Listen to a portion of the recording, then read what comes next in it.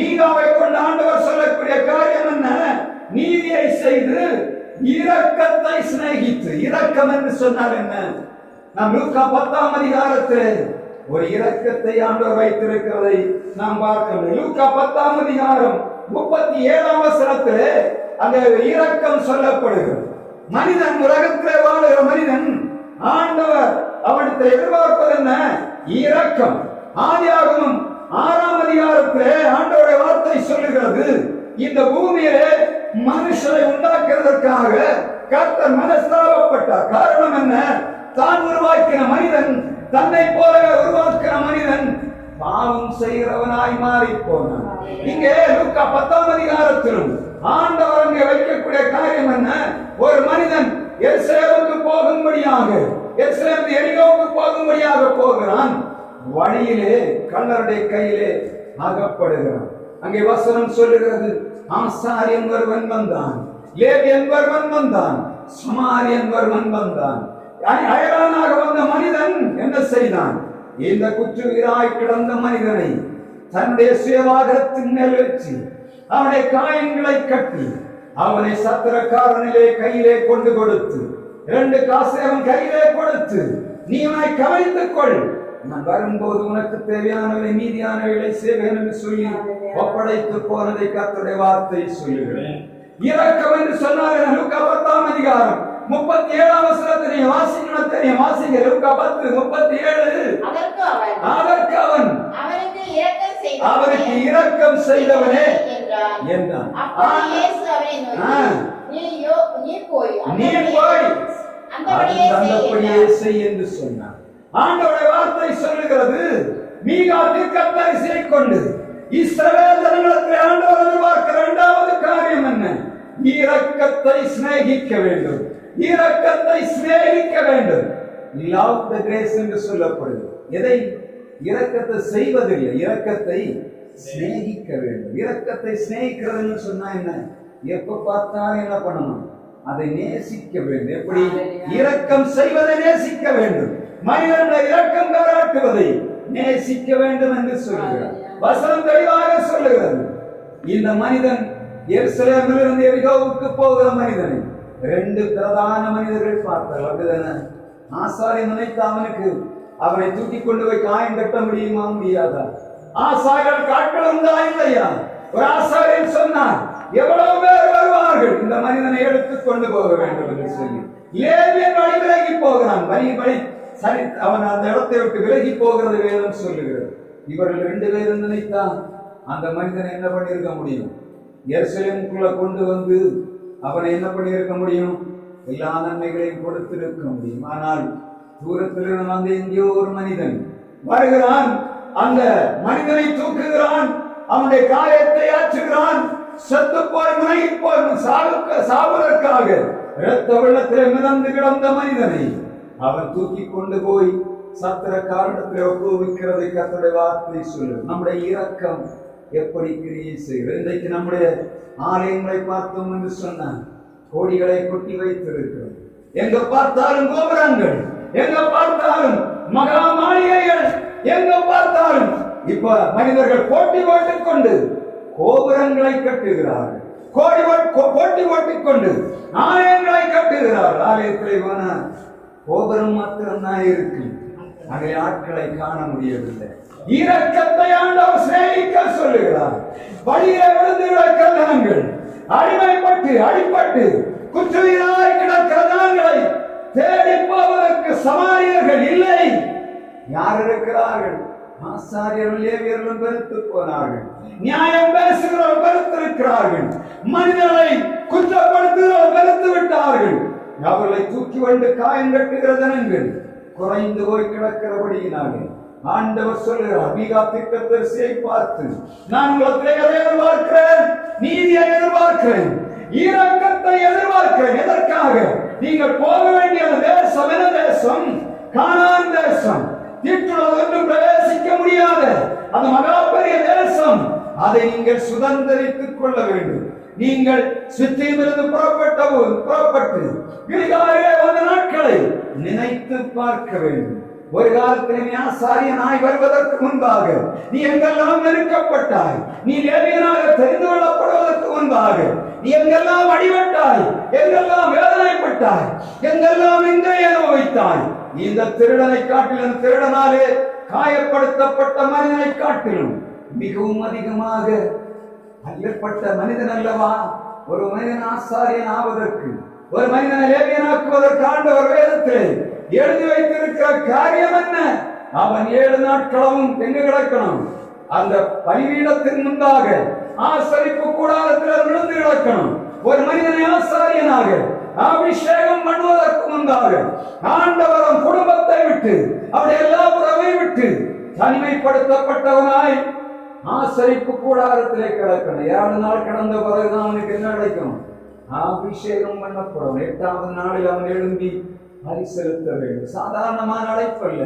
ஆசாரியனாக லேவியனாக தெரிந்தெடுக்கப்படுகிற மனிதனுக்கு ஆண்டவர் கொடுக்கிறது என்ன? தனிமை, வேதனை, எல்லா விதமான உறவுகளை வைத்து அவனை பிரித்தெடுத்துக் கொண்டு வருகிறார். ஆசரிப்பு கூடாரத்திலே ஆண்டவர் அந்த காரியங்களை லேவியருடைய சுத்திகரிப்பின் பிரமாணம், ஆசாரியன் அபிஷேக பிரமாணத்தை எழுதி வைத்திருக்கிறார். எப்படி இந்த வேதனை எல்லாம் சகித்துக் கொண்டு தனிமையாய் கிடந்து ஆசாரியரை கூட்டத்தில் வரும்போதுதான் தெரியும் ஆசாரியன் எப்படி இருக்கிறான், கூட இருக்கிறவன் எப்படி இருக்கிறான் என்று தெரியும். லேவியனை கூட்டத்தில் போகும்போதுதான் தெரியும் இந்த லேவியன் எப்படி இருக்கிறான் என்பதை தெரியும். இந்த 8 நாட்கள் 7 நாள் முடித்த பின்பு அவன் அபிஷேகம் பண்ணப்படுவான்.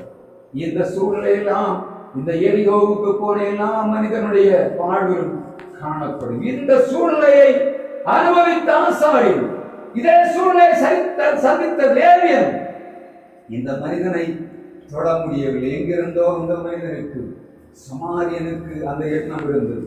விழுந்து கிடக்கிற மனிதனை தூக்குகிறார், அவனை தன்னுடைய சுயவாகனத்தில் ஏற்றுகிறார், அவனுக்கு எண்ணெய் பூசுகிறார், அவனை ஆற்றி தேற்றிக் கொண்டு அவனை சத்திரக்காரன் கையில ஒப்புக்கொடுக்கிறது வரையும் அவனுடைய போராட்டம் தொடர்ந்ததை கர்த்தருடைய வார்த்தை சொல்லுகிறார். தன்னுடைய எல்லா விதமான பிரிவிலேஜ், தன்னுடைய எல்லா விதமான வாக்கியங்களையும் தூக்கி தூர போட்டு விட்டு அந்த ரத்தம் தோய்ந்த மனிதனை தன்னுடைய வாகனத்தின் மேல் வைத்து அவனை சுமந்து கொண்டு போன மனிதனை போல நாம் ஆண்டவருடைய பிள்ளைகளாகி நாம் இரக்கத்தை சிநேகிக்க வேண்டும் என்று ஆண்டவர் எதிர்பார்க்கிறார். இயேசுவிடத்திலே கொண்டு வந்த அந்த விபச்சார ஸ்திரீயிடத்திலும் ஆண்டவர் காட்டின கருணை அதுதான். எல்லா மனிதர்களும் சொல்லுகிறார்கள், இவர் விபச்சாரத்திலே கையுமையுமாக பிடிக்கப்பட்டால் கல்லறை வருகிறது. மற்றவர்கள் என்ன பண்ணுவாங்க? ஆசாரியர்கள் என்ன பண்ணுவாங்க? நியாயத்துக்கு நியாயம் தீர்த்து விடுவார்கள். இயேசு தன்னுடைய காரியத்தை இங்கே வெளிப்படுத்துகிறார். ஆண்டவர் மீகா தீர்க்கதரிசியை கொண்டு இஸ்ரவேல் ஜனங்களிடத்தில் கேட்ட அந்த காரியத்தை தன்னுடைய சொந்த குமாரன் மூலமாக அந்த ஜனங்களுக்கு ஆண்டவர் வெளிப்படுத்துகிறதை ஆண்டவருடைய வார்த்தை தெளிவாக சொல்லுகிறது. இரக்கம் சிநேகிக்கப்பட வேண்டும். பாவிகளை பாவியாக பார்க்கிறதல்ல, ஆண்டவருடைய வார்த்தை சொல்லுகிறது. பாவிகளை நேசிக்கிறவர், பாவத்தை வெறுக்கிறவர். பாவம் எங்கிருந்து வருகிறது? பிசாசினிடத்திலிருந்து வருகிறது. அந்த பாவத்தை உடைக்கும்படியாய் பரிசுத்த ஆவியானவரை தம்முடைய பிள்ளைகள் மேல் ஊற்றி அவளை கழுவி சுத்திகரிக்கும்படியாய் தான் ஆண்டவர் அதிகாரத்தை நம்முடைய கையிலே தந்திருக்கிறார். நாம் என்ன செய்து கொண்டிருக்கிறோம்? தெருவிலே கிடக்கிற ஜனங்கள் மேல் கரிசனை இல்லை, அந்த பாவம் செய்கிற மனிதன் மேல் கரிசனை இல்லை. நம்மை எதிர்த்துக் கொண்டு அவன் செய்கிற காரியங்களினாலே அவன் அனுபவித்துக் கொண்டிருக்கிறான் என்று சொல்லி அவன் மேல் குற்றம் சாட்டுகிறவர்களாக இருக்கிறோம். இரக்கத்தை சிநேகிக்கிற சொல்லுகிறார், உன்னுடைய பலியாடு உன்னை நீதிகரிக்குமா? இல்ல, நீ ஆண்டவருடைய சமூகத்திலே பலிபீடத்திலே வந்து நீ செய்யக்கூடிய காணிக்கைகள் இப்பொழுது உனக்கு உன்னுடைய பாவத்திற்கு பரிகாரம் ஆகுமோ இல்லை என்று கேட்கிறார். மத்தேயு 23ஆம் அதிகாரம் 23ஆம் வசனத்திலே இயேசு அந்த வார்த்தை தான் சொல்லுகிறார், நீங்கள் மாயக்காரர் வேதபாரகரே பரிசேயரே, உங்களுக்கு ஐயோ, இந்த ஒவ்வொருவரிலும் வெந்தயத்திலும் சீரகத்திலும் தசமபாகம் செலுத்தி நியாய பிரமாணத்தில் கற்பித்திருக்கிற விசேஷித்தவைகளாகிய நீதியை, இரக்கத்தையும் விசுவாசத்தையும் விட்டுவிட்டீர்களே, இவைகளையும் செய்ய வேண்டும், அவைகளையும் விடாதிருக்க வேண்டும் என்று சொல்லுகிறார். 2 காரியத்தையும் செய்ய வேண்டும் என்று சொல்லி ஆண்டவர் தம்முடைய பிள்ளைகள் மேல் கேட்கிறார். அவன் மிக பிரதானமாக பரிசேயரை வேதபாரகரை கடிந்து கொண்டுதான் வந்தார். அப்படிதானே? உலக மனிதர்களுக்கும் ஆசாரியர்கள் அவர்கள் லேவியர்கள். ஆண்டவருடைய பார்வைக்கு முன்பாக, இயேசுவுக்கு முன்பாக அவர்கள் மாயக்காரர்கள் என்பதை ஆண்டவருடைய வார்த்தை தெளிவாக சொல்கிறது. மீகா தீர்க்கதரிசியை கொண்டு ஆண்டவர் கேட்கிறார், தம்முடைய பிள்ளைகளுக்கு நீ நீதியை செய்ய வேண்டும், இரக்கத்தை சிநேகிக்க வேண்டும். நம்ம இரக்கத்தில் எவ்வளவு குறைவு இருக்கிறது என்பதை நாம் சிந்தித்து பார்க்க வேண்டும். கர்த்தர் யார்? இரக்கமுள்ளவருக்கு அவர் இரக்கமுள்ளவர், அவர் நீதிபரனுக்கு நீதிபரன். சங்கீதம் 18ஆம் அதிகாரம் சொல்லுகிறது, தயவுள்ளவனுக்கு தயவுள்ளவராகும், மாறுபாடுள்ளவனுக்கு மாறுபாடுள்ளவராகும். என் ஆண்டவர் சொல்லுகிறவராக இருக்கிறார். தேவ சபையே, தேவனுடைய இரத்தத்தால் கழுவப்பட்டு நீதியளிக்கப்பட்டவனே, இரக்கம் எங்கே இருக்கிறது? உள்ளத்துக்குள்ளே கஷ்டப்படுகிற மனிதர் மேல் பரிதாபம் இருக்கிறதா? என் பிள்ளை கஷ்டப்படுகிறதே, நான் இவ்வளவு சம்பாதிக்கிறேன், அதை எங்கே கொண்டு வைக்கிறேன்? இந்த புல்லும் இந்த பூச்சிகளும் அழிக்கக்கூடிய தேசத்திலே நான் கொண்டு பதுக்கி வைக்கிறேனா? இல்லாவிட்டால் கண்களுக்கு முன்பாய் கஷ்டப்படுகிற ஜனங்களுக்கு அதிலே கொஞ்சம் இரக்கம் பாராட்டுகிறேனா என்பதை கேட்கும்படியாக ஆண்டவர் சொல்லுகிறார். நம்முடைய பிள்ளைகளாகிய நாம் ஆண்டவருடைய ராஜ்யத்துக்கு போகும்படியாக அழைக்கப்பட்ட நாம் நீதி செய்ய வேண்டும், இரக்கத்தை சிநேகிக்க வேண்டும். மூன்றாவதாக இந்த மிக 6ஆம் அதிகாரம் 8ஆம் வசனம் சொல்லுகிறது, கடைசியில சொல்லுகிறார், மனத்தாழ்மையாய் நடப்பதை இல்லாமல் கர்த்தரிடத்திலே எதை எதிர்பார்த்தார். 2ஆம் அதிகாரம் 3ஆம் வசனத்திலே வசனம் சொல்லுகிறது, வாசிக்கலாம். பிலிப்பியர் 2ஆம் அதிகாரம் 3ஆம் வசனத்திலே பிலிப்பிய சபைக்கு அவர் அப்போஸ்தலன் நிருபத்தை எழுதும்போது சொல்லுகிறார், நீங்கள் ஏக சிந்தையும் ஏக அன்புமுள்ளவர்களாகி இசைந்த ஆத்துமாக்களாய் ஒன்றையே சிந்தித்து என் சந்தோஷத்தை நிறைவாக்குங்கள். அடுத்தது 3ஆம் வசனம் 4ஆம் வசனம், ஒன்றையும் வாதினாலாவது வீண் பெருமையினாலாவது செய்யாமல் மனத்தாழ்மையினாலே ஒருவரை ஒருவர் தங்களிலும் மேன்மையானவர்களாக எண்ணுங்கள் என்று சொல்லுகிறார். ஒன்றையும் வீண் பெருமையினாலாவது வாதினாலாவது செய்யாமல் நீங்கள் ஒருவருக்கொருவர் மனத்தாழ்மை உள்ளவர்களாய், ஒரே இசைந்தாவியுள்ளவர்களாய் நன்மை செய்யுங்கள் என்று சொல்றார். அதுக்கப்புறமா தான் அவர் சொல்லுகிறார், கிறிஸ்துவ சிந்தையே உங்களிடம் இருக்க கடவுள். என்ன சிந்தை? அவர் தேவனுக்கு சமமாயிருப்பதை கொள்ளையாடின பொருளாக எண்ணாமல் தன்னை தான் வறுத்து அடிமையின் ரூபம் எடுத்து மனுஷ சாயலானார். ஆகையால் தேவன் அவரை எல்லா நாமத்துக்கு மேலான உன்னதமான நாமத்தை கொடுத்தவரை ஆசீர்வதித்தார் என்று கர்த்தருடைய வார்த்தை சொல்லுகிறது. உன்னதங்களில் வெற்றிருக்கும்படி அழைக்கப்பட்ட நாம் மனத்தாழ்மை தரித்துக் கொள்ள வேண்டும் என்று சொல்லி ஆண்டவர் எதிர்பார்க்கிறார். சிலுவையின் மரண பரியந்தம் தன்னை தாழ்த்தினார். சிலுவையின் மரண பரியந்தம் தன்னை தாழ்த்தினார். ரோம போர்ச்சவர்கள் அவரை அடித்தார்கள். தான் நேசித்த தருணவர்கள் தன்னை காட்டிக் கொடுத்தார்கள். இந்த தேசத்திலே எல்லாவற்றையும் வல்லமையும் அதிகாரமுள்ள ஆண்டவரை எள்ளி நகையாடினார்கள். வழியில போனவன் எல்லாம் சொன்னான், அங்கவும் போனவன் எல்லாம் சொல்லுகிறான், தேவாலயத்தை இடித்து 3 நாளைக்குள்ள கட்டுகிறவனே, நீ உனக்கு தேவனுடைய குமாரனானால் இறங்கி வா என்று சொல்லி அவரை நிந்தித்தவர்கள் யார் தெரியுமா? வழி நடந்து போகிறவர்கள். வந்தவன் போனவன் எல்லாம் ஆண்டவரை என்ன பண்ணினான்? நிந்தித்தான். ஆனாலும் சர்வ வல்லமையுள்ள ஆண்டவருடைய உன்னதமான குமாரனாய தேவகுமாரன் என்ன தன்னை தாழ்த்தி ஒப்புக் கொடுத்தார். எதற்காக தெரியுமா?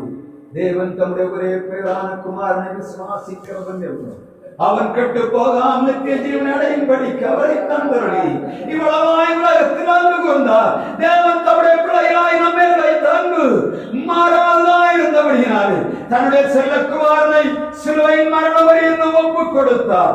அவருக்கு தெரிந்தது ஒன்று மட்டும்தான், நான் இந்த மனுக்குலத்தின் பாவத்திற்காக இந்த உலகத்திலே வந்திருக்கிறேன், நீர் உடைய சித்தப்படி என்னை செய்யும் என்று சொல்லி தன்னை ஒப்புக் கொடுக்கிறவராயிருந்தார். இயேசுவுக்கு இந்த மரண பாட்டை விட்டு வெளியே போகக்கூடிய எல்லா விதமான அதிகாரமும் இருந்தது. ஆனால் அவர் சிலுவையின் மரண பரியந்தம் தன்னை ஒப்புக் கொடுத்தார். கெத்செமனேயிலே போய் சொல்லுகிறார், இந்த பாத்திரம் என்னை விட்டு நீங்கள் கூடுமானால் இன்னும்படி செய்யும், ஆனால் என்னுடைய சித்தப்படி அல்ல உம்முடைய சித்தப்படியே ஆகக்கடவது என்று சொல்லி தன்னை ஒப்புக் கொடுத்த நம்முடைய ஆண்டவரை போல தாழ்மை தரித்துக் கொண்ட ஒரு மனிதனும் இல்லை.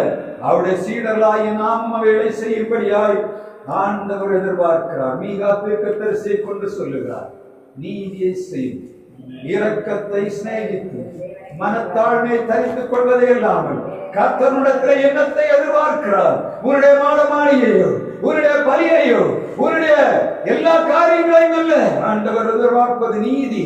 அவருடைய இரக்கம், அவருடைய மனத்தாழ்மையை ஆண்டவர் எதிர்பார்த்துக் கொண்டிருக்கிறார். ஒருவேளை சகோதரனே, கடந்து போகிற பாதை வேதனை நிறைந்ததாக இருக்கிறார். ஆனால் ஆண்டவருக்கு தெரியாமல் ஒன்றுமே நடக்கப் போவதில்லை. நம்முடைய எல்லா காரியங்களையும் ஆண்டவர் பார்த்திருக்கிறார். ஏன் ஆண்டவர் எனக்கு மாத்திரம் இப்படி? நான் என்ன தீமை செய்தேன்? நான் யாருக்கு அநியாயம் செய்தேன்? நான் யாருக்கு அக்கிரமம் செய்தேன் என்று கேட்டுக் கொண்டிருக்கிறான் சகோதரன். ஆண்டவருடைய கையில நீ வைக்கப்பட்டிருக்கிறாய் என்பதை மறந்து போகாதே. அவருடைய மனத்தாழ்மையை தனித்துக் கொள்வாய் என்று சொன்னால் ஏற்ற காலத்தில் அவர் உங்களை உயர்த்தும்படியாக அவருடைய பலத்து கருத்துக்களை நீ இருக்கிறாய் என்பதை மறந்து போகாதே. மனத்தாழ்மை தரித்த ஆண்டவருக்குள்ளே நடந்து பரலோக ராஜ்யத்தை சுதந்திரிக்கும்படி ஆண்டவர் இரக்கம் பாராட்டுவாராக. ஆண்டவருடைய வார்த்தையை ஏற்றுக்கொண்ட நாம் அந்த வழிகளில் நடப்போம். மனத்தாழ்மை தரித்து பரலோக ராஜ்யத்துக்கு அவகாசிகளாய் மாறும். நமக்காக ஒதுக்கப்பட்ட தேசத்தை நாம் சுதந்திரிக்கும்படியாக அழைக்கப்பட்டிருக்கிறோம். நமக்கு ஒதுக்கப்பட்ட தேசம் நித்திய கானான் தேசமே. எனக்கு ஒதுக்கப்பட்ட தேசம் நித்திய கானான் தேசமே. தாய் மறந்தால் நான் மறவேன், இயந்தவர் நம்மை தேற்றுகிறார். கல்வாரி பாதை வழி செல்வோம் வீர சாட்சிகளாய். கல்வாரி பாதை வழி செல்வோம் வீர சாட்சிகளாய். நீதியை செய்வோம், இரக்கத்தை சிநேகிப்போம், மனத்தாழ்மையை தரித்து பரலோக ராஜ்யத்துக்கு அவகாசிகளாய் மாறும். திரளான ஜனங்கள் அனைவருக்கு நேராக போய்க் கொண்டிருக்கிறார். ஒரு சிலராக மீட்டு விடும்படியாய் நீதியை செய்வோம், இரக்கத்தை சிநேகிப்போம், மனத்தாழ்மையை தரித்து கர்த்தருடைய பாதைகளை நடப்போம். கர்த்தர் தொடர்ந்து உங்களோடு இருந்து நடத்துவாராக.